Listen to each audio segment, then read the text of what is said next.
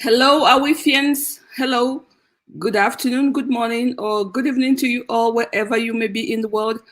I hope you're well. I hope you're having a fantastic Sunday. I hope it's sunny for you. I hope you're with family and friends and you're getting ready for the new week. How have you been? I hope everything is going well for you so far. It's been a struggle over here at Aviv, and for me, health, business, reorganization, rethinking what we have to do here at Aviv, if we are on the right path, what we have to do, what you really need. But we are working really, really hard for you. So I hope you do not take us for granted. I hope you are really planning to show up because the world is expecting you. The world is hoping that you really show up. Today's live stream is powered by a conversation that I had with a venture capitalist, and I really wanted to share the message with you. So please invite your friends, let them come and join. Share this live stream out. I'll give a few minutes so people can join. Take your time, grab a cup of coffee, tea, and do join me.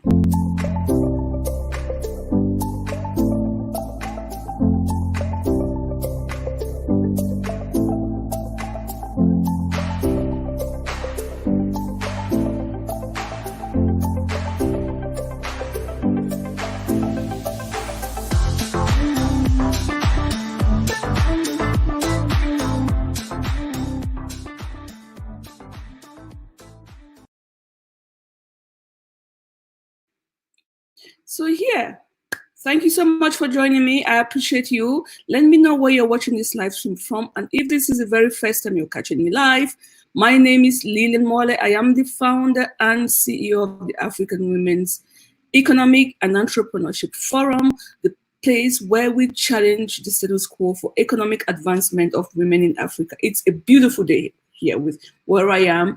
Really, really beautiful. So I have time for you. I have a few minutes. And I want to talk to you about 2020, this new decade. January and all the resolution is gone. Now it's time to put things in practice.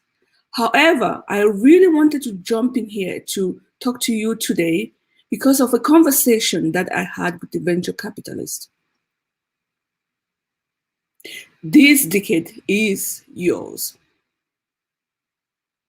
And his story is when he's sitting bored, meetings, trying to get a new deal, they seldom see African women.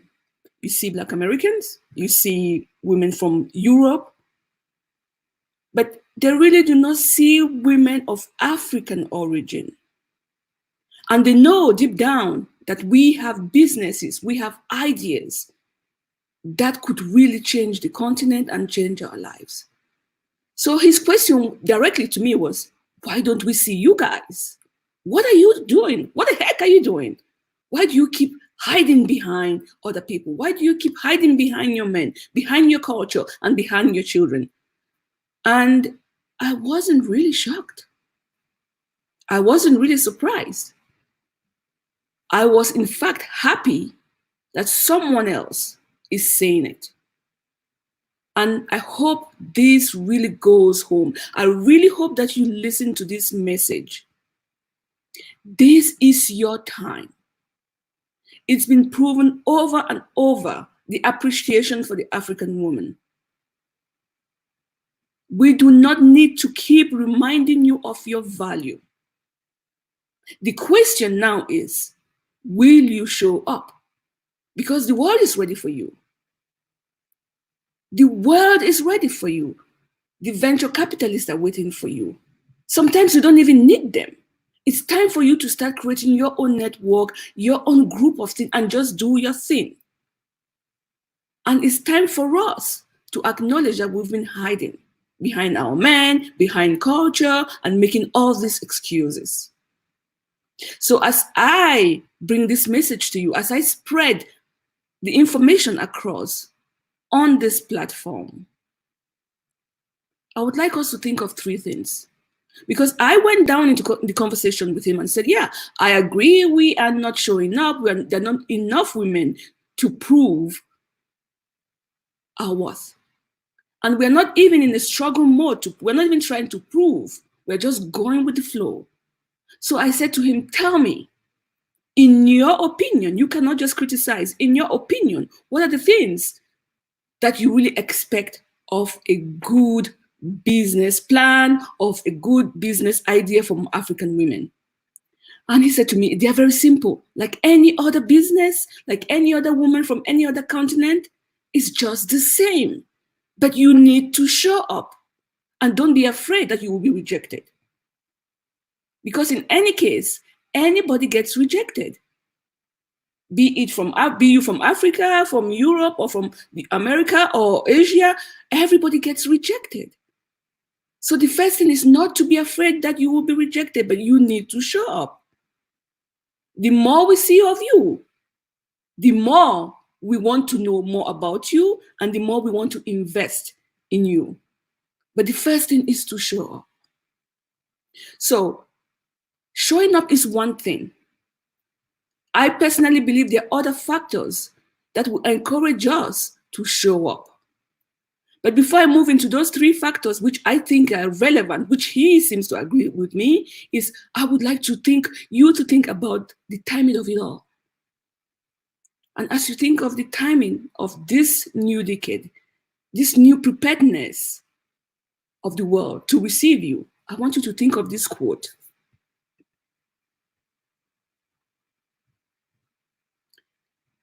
There is timing in everything. Timing in strategy cannot be mastered without a great deal of practice. Very often you may have a great idea, but if the timing is not right, you're not going to make it. And even if the timing is right, you need to practice. So those two things are very important, the timing and the practice. The timing is right for us to show up. Timing is so right that I want to encourage you not to stay behind any longer. Show up. Use the time in your advantage. Use this decade put this decade in your advantage. You are wanted, you are being waited for, you are needed. And the second thing I would really like you to ponder upon is your health. We have seen it over and over. And you do not need any persuasion by now of the relevance of your health. You know, one day everything can be good and the next day everything is gone. It's your responsibility to do your part. We as Africans, we are known for neglecting our health, especially the women, because we put others first. We put our spouses first, our children first, our family first, and we don't care about ourselves. We don't take care of ourselves. How do you want somebody to buy into your idea when you don't buy in your own self? How do you want people to put money in your business when you yourself have no health? Who wants to take that kind of risk? Nobody wants to. So think of your health. And the last thing I really want you to think about is your network. Oh boy, I learned a big lesson this February about my network. For those of you who know me, you know me as the person who tries to do it all on her own. I squeeze myself not to pressure other people, but I found myself, my back against the wall. And there was this voice in my head saying, why are you trying to do it alone? Why? But still, because I have this education from Africa that you don't ask, you don't need people, you can do it all on your own. I've tried for over 40 years doing it on my own. Seldom will I ask for help. Yet I preach to people about the network. I preach like nothing. But believe me, this February, I used it and I was really surprised by the way people responded to my request for help. Many of them were asking me, but is that all? That's all you need? That's it? Really, Lillian? And I was like, whoa, I was really like shocked, saying, why are they so positive, in helping me? And one of them said to me, with all the help you have been given, this is all you can ask for?